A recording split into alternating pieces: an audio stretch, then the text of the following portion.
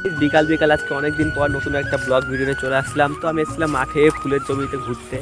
তো ওই দেখো আমাদের ফুলের জমিটা কি সুন্দর লাগছে, আর ওইদিকে দেখো রোদ সূর্য মামাটাও আস্তে আস্তে নেমে যাচ্ছে। আর এই যে আমাদের ফুলের জমি চারিপাশেই শুধু রজনী আর রজনী।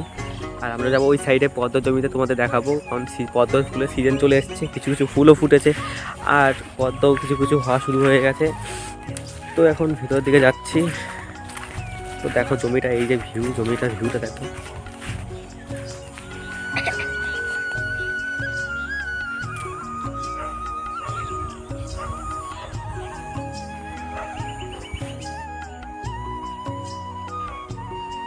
পুরো ফুল রজনী, পুরো পুরো জমিটা রজনীতে ভরা। আর এই দেখো রজনীর গাছগুলো ফুল।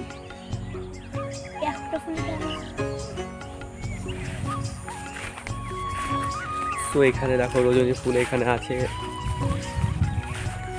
ভালোই লাগছে ফুলগুলো দেখতে।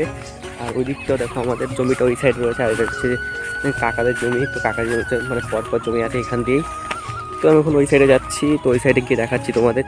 অন্য সাইডে চলে এসেছি, তো অপোজিটে এসে দেখাচ্ছি তোমাদের ভিডিওর ফুটেজটা। দেখো কি সুন্দর লাগছে, পুরো সবুজ সবুজ, ওপরে সাদা সাদা লাগছে।